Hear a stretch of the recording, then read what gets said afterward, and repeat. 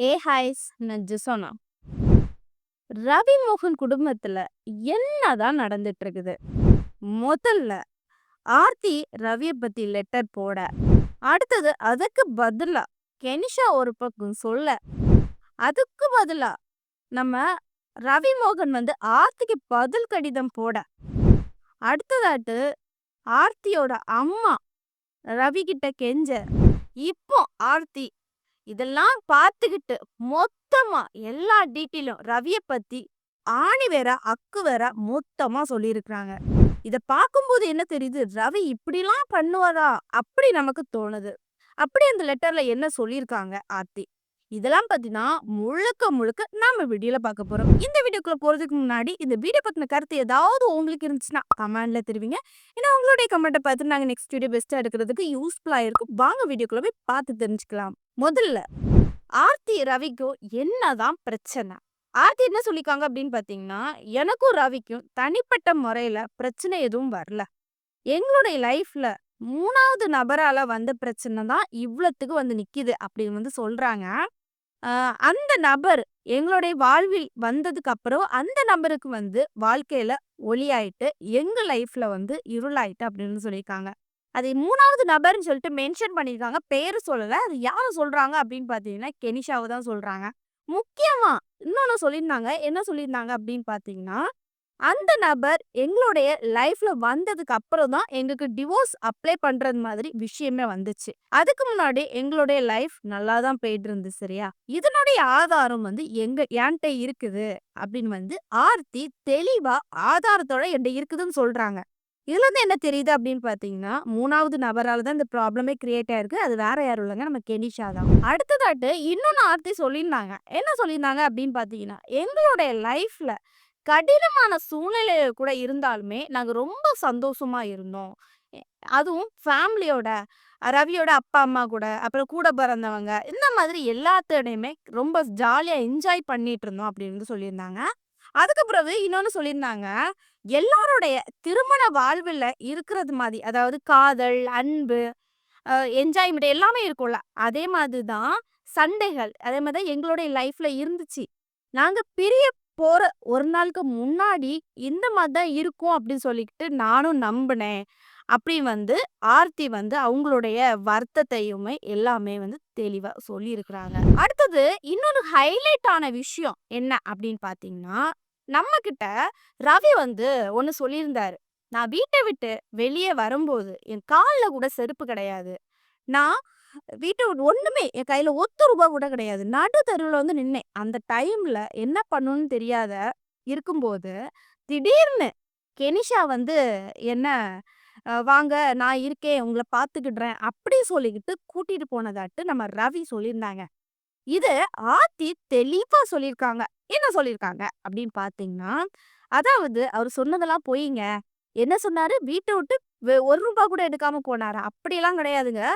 வீட்ட விட்டு வெளிய போகும்போது என்னென்னலாம் எடுத்துட்டு போனாரு அப்படின்னு பார்த்தீங்கன்னா, 5,00,00,000 மதிப்புல உள்ள ரேஞ்ச் ரோவர் காரையும், அதுக்கு பிறகு விலை உயர்ந்த துணி, ஆடைகள், சரியா? காலணிகள், அவருக்கு என்னென்ன பொருட்கள் தேவையோ, அது எல்லாத்தையுமே அந்த 5,00,00,000 மதிப்புல உள்ள கார்ல தூக்கி போட்டுட்டு, அதுக்கப்புறம் எப்பண்டா பிரச்சனை வரும் அப்படின்னு சொல்லி பார்த்துக்கிட்டு, பிரச்சனை வந்த உடனே வீட்ட விட்டு கிளம்பிட்டாரு. ஆனா, அவரு வந்து ரூ. 1 எடுத்துட்டு போகல அப்படின்னு வந்து சொன்னது பொய். அப்படின்னு வந்து தெளிவா சொல்லியிருக்காங்க. அடுத்ததாட்டு ரவி வந்து ஒண்ணு சொல்லியிருந்தாங்க லெட்டர்ல. நான் அவளுடைய பிடியிலருந்து தப்பிட்டேன் அப்படின்னு சொல்றாங்க. அதுக்கு ஆர்த்தி தெளிவா கேட்குறாங்க. என்ன கேட்குறாங்க அப்படின்னு பார்த்தீங்கன்னா, அவர் என் பிடியிலருந்து தப்பிட்டாரு அப்படின்னு சொல்றாருல. அவர் என்கிட்ட இருந்து தப்பி போனான். வீட்ட விட்டு ஒருத்தர் கிளம்பும்போது எங்க போணும்? அவங்க அப்பா, அம்மா வீட்டுக்கு தானே போணும். ஏன் 3வது மனுஷன் வீட்ட போய் கதவ தட்டுனாரு? அப்படி வந்து கேட்குறாங்க. அதுவும் அவங்க கேட்டது வந்து கரெக்ட் தான். உங்களுக்கு புரியும்படி சொல்லணும் அப்படின்னு பார்த்தீங்கன்னா, ஒருத்தங்க வீட்ட விட்டு கிளம்பணும் அப்படின்னு இருக்கிறாங்க. அப்ப அவங்க கூட யாரெல்லாம் இருக்கிறாங்க அப்படின்னு பார்ப்பாங்க. அவங்க அப்பா, அம்மா இருந்தாங்கன்னா, அவங்க அப்பா, அம்மா வீட்டுக்கு போய் இப்படி நடந்துச்சு. அத ஃபீலிங்ஸ சொல்லுவாங்க. இல்லன்னா யாருமே இல்ல அப்படின்னு பார்த்தீங்கன்னா, நண்பர் யாரா இருந்தாச்சுன்னா, நண்பர் வீட்டுக்கு போவாங்க. இந்த மாதிரி ஒரு பெண்ணோட வீட்டுக்கு போக மாட்டாங்க. ஆனா அப்படி கிடையாது. ரவி என்ன பண்ணிட்டாங்க அப்படின்னு பார்த்தீங்கன்னா, வீட்ட விட்டு வெளியே போயிட்டு டைரக்ட்டா பாடகி கெனிஷா வீட்டுக்கு போயிட்டாங்க. ஆனா கெனிஷா வந்து இத சொல்றாங்க. என்ன சொன்னாங்க அப்படின்னு பார்த்தீங்கன்னா, ரவி வந்து நடு ரோட்ல நின்னாரு. நான் வந்து அவருக்கு ஆறுதல் குடுத்தேன். அவங்க நல்லபடியா பார்த்துக்கிட்டேன். ஆ அவர் வந்து மைண்ட் டிப்ரஷன்ல இருந்தாரு. இப்போ நான் வந்து சரி பண்ணி வச்சிருக்கேன். அப்படின்னு சொல்லிட்டு அவ ஒரு பக்கம் வந்து ஒரு இன்ஸ்டால வந்து புலம்புதும், இந்த ஃபுல்லா ஸ்டேட்டஸ் போடுறதும், அப்புறம் வந்து லெட்டர் எழுதி போடுறதும், இந்த மாதிரி அந்த பொண்ணு பண்ணிட்டு இருக்குது. இதெல்லாம் பார்க்கும்போது ஆர்த்தி சொல்றது தான் உண்மை மாதிரி எனக்கு தோணுது. இத நீங்க என்ன நினைக்கிறீங்க? அத கமெண்ட்ல தெரிவிங்க. அடுத்ததாட்ட இந்த ரவி வந்து போன லெட்டர்ல சொல்லியிருந்தாங்க. ஆர்த்தி வீட்ல நான் வீட்டோட மாப்பிள்ளையா இருந்தேன். என்ன அப்படிதான் வச்சிருந்தாங்க அப்படின்னு சொன்னாங்க. அதுக்கு ஆர்த்தி விளக்கமா சொல்லியிருக்காங்க. என்ன சொல்லியிருக்காங்க அப்படின்னு பார்த்தீங்கன்னா, என்னது அவர் வீட்டோட மாப்பிள்ளையா இருந்தாரா? அப்படின்னு வந்து என்ன சொல்றாரு அப்படின்னு சொல்லிட்டு தெளிவா சொல்றாங்க. எங்களுக்கு திருமணம் ஆச்சு. திருமணம் ஆன உடனே நாங்க என்னுடைய மாமியார், மாமனார் வீட்டுக்கு தான் போனேன். அங்க கொஞ்ச நாள் இருந்தோம். சரியா? இருந்துகிட்டு நாங்க தனி வீட்டுக்கு போனோம். எங்களுக்கு சொந்த வீடு இருக்கு 2 வீடு. அங்க நான் போய் அங்க தான் இருந்தேன் அப்படின்னு சொன்னாங்க. அடுத்தது அந்த கொரோனா டைம்ல எனக்கு வீடு மாறுற மாரி இருந்துச்சு. அப்போ ஒரு 2 வீக்ஸ் அந்த மாரி தான் எங்க அம்மா வீட்ல போய் ஸ்டே பண்ணோம். அதுக்கு முன்னாடி நாங்க வந்து எங்க அம்மா வீட்லயே ஃபுல்லா நாங்க இருக்கல அப்படின்னு வந்து சொல்லியிருந்தாங்க. சரி, ஓகே. அவங்க அம்மா வீட்ல இருந்தாலுமே என்ன தப்பு இருக்குங்க? ஆ ஆர்த்திக்கு கூட பிறந்தது 2 பேர். 2 பொம்பள பிள்ளைங்க. அவங்க அம்மா, அப்பா கொஞ்சம் வசதி தான். சரியா? அப்ப 2 பிள்ளைங்களுக்கும் தான் இந்த சொத்து இருக்கும். அப்போ அதுல ஆர்த்திக்கும் சரி பாதி உண்டு. அவங்களுடைய தங்கச்சிக்குமே சரி பாதி உண்டு. அவங்க வீட்ல போய் அவங்க ஸ்டே பண்றது என்னதான் பிரச்சனை? இதெல்லாம் யாருக்காவது குடுத்து வைக்காதா? அப்படி சொல்லிட்டு எல்லாருமே இந்த காலத்துல வெயிட்டிங்ல இருக்காங்க. இதெல்லாம் ஒரு குறை அப்படின்னு சொல்லிக்கிட்டு ரவி தூக்கிட்டு வந்திருக்கிறாரு. இதெல்லாம் போட்டுங்க விடுங்க. ரவி வந்து ஒரு விஷயம் சொல்லியிருந்தாங்க. என்னுடைய பையனுக்கு ஆக்சிடென்ட் ஆச்சு. அத கூட என்ட்ட சொல்லக்கூடாதுன்னு சொல்லிட்டு ஆர்த்தி மறைச்சுட்டா. அது ஒரு 3வது நபர் சொல்லி தான் எனக்கு தெரிய வந்துச்சு அப்படின்னு வந்து சொன்னாரு. இதுக்கு ஆர்த்தி என்ன சொல்லியிருந்தாங்க அப்படின்னு பார்த்தீங்கன்னா, என்னுடைய பையனுக்கு ஆக்சிடென்ட் ஆச்சு. நாங்க வந்து இந்த தகவல ரவிக்கிட்ட சொல்றதுக்கு கான்டாக்ட் பண்ணுனோம். அவர் ஃபாரின்ல இருந்தாரு. ஆனா எங்களால பண்ண முடியல.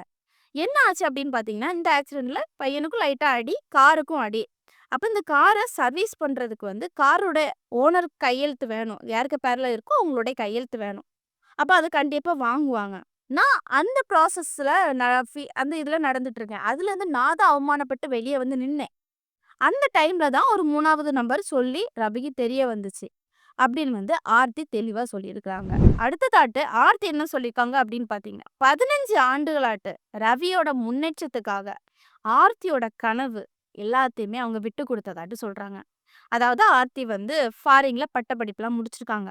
ஆர்த்திக்கு என்ன ஆசை அப்படின்னு பார்த்தீங்கன்னா, அவங்களுக்கு நல்ல வேலை பார்க்கணும், நல்லா படிக்கணும். அந்த மாதிரி தான் இருந்துச்சு. குடும்பத்த நல்லா ரன் பண்ணணும்னு இருந்துச்சு. அப்போ அந்த டைம்ல அவங்களுக்கு மேரேஜ் ஆயிட்டு. அப்போ ரவி என்ன சொல்றாங்க அப்படின்னு பார்த்தீங்கன்னா, "அ வா ஆர்த்தி நம்ம சேர்ந்து வாழுவோம். நீ எனக்காண்டி இரு. நான் உன்ன நல்லா பார்த்துப்பேன். உன்ன லவ்வோட எப்பவுமே உன்ன கைவிட மாட்டேன். நமக்கு பிள்ளைங்க, குடும்பங்கள் அந்த மாதிரி இருப்போம். எனக்காக நீ சப்போர்ட் பண்ணனா, நம்ம வேற லெவல்ல பண்ணலாம்." அப்படின்னு வந்து ஆர்த்திகிட்ட சொல்லியிருக்காங்க. அதையும் ஆர்த்தி நம்பி, சரி நம்ம கூட தான் இருப்பாங்களே, நம்ம லவ் இருக்குமே அப்படின்னு சொல்லிட்டு, அதெல்லாம் விட்டுட்டு அவங்களுடைய படிப்பு, வேலை, ட்ரீம் எல்லாம் விட்டுக்கிட்டு ரவி கூட வந்துட்டாங்க. இப்போ ஆர்த்தி என்ன சொல்றாங்க அப்படின்னு பார்த்தீங்கன்னா, அந்த நான் கன்டின்யூ பண்ணியிருந்தேன் அப்படின்னு பார்த்தீங்கன்னா, நான் இப்போ நல்லா படிச்சு வேலைக்கு போயிருப்பேன். இப்ப இருக்க வசதியோட டபுளா நான் சம்பாதிச்சிருப்பேன். இதெல்லாம் சொல்லி என்ன ஏமாத்திட்டாரு. இதனுடைய ஆதாரங்கள் எல்லாமே என்கிட்ட இருக்கு. அப்படின்னு வந்து ஆர்த்தி தெளிவா சொல்றாங்க. கடைசியா ஆர்த்தி என்ன சொல்றாங்க அப்படின்னு பார்த்தீங்கன்னா, நான் பலவீனமா இல்ல. அதாவது இந்த மாதிரி இப்ப லெட்டர் மூலமா எல்லாருமே வந்து ஒவ்வொருத்தங்களா ஆர்த்திய குத்தி பேசும்போது ஒரு மாரி தானே இருக்கும். அதுக்கு தெளிவா சொல்றாங்க. நான் பலவீனமா இல்ல. என் மீது எனக்கு நம்பிக்கை இருக்குது. நான் எப்பவுமே உயர்ந்து நிப்பேன். ஒருபோதுமே தாழ்ந்து போக மாட்டேன். என்கிட்ட இருக்கிற ப்ரூஃப் எல்லாத்தையுமே நான் சட்டப்படி நீதிமன்றத்துக்கு குடுப்பேன். எனக்கு நியாயம் கிடைக்கும் அப்படின்னு சொல்லிட்டு நான் நம்புறேன். அப்படின்னு வந்து ஆர்த்தி தெளிவா சொல்லியிருக்காங்க. இந்த கடிதத்துல அவங்களுடைய லைஃப்ல இருக்கிறத எல்லாத்தையுமே ஓப்பனா உடைச்சுட்டாங்க.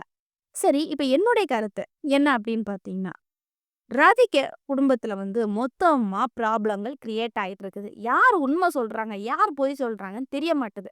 பட் ஆர்த்தி தரப்புல ஒரு பெண்ணா இருந்து நானும் பார்க்கும்போது என்ன தோணுது அப்படின்னு பார்த்தீங்கன்னா, ஆர்த்தி சொல்றது தான் ரைட்டு அப்படின்னு தெரியுது. ஏன் அப்படின்னு பார்த்தீங்கன்னா, ஒரு சில பாயிண்ட்ஸ வந்து ஆர்த்தி சொல்லும்போது நமக்கே புரியுது. ரவி வீட்ட விட்டு வெளிய போகும்போது, அது அவர் டைரக்ட்டா அவங்க அப்பா, அம்மா வீட்டுக்கு போணும். இல்லன்னா ஃப்ரெண்ட்ஸ் வீட்டுக்கு போயிருக்கணும்.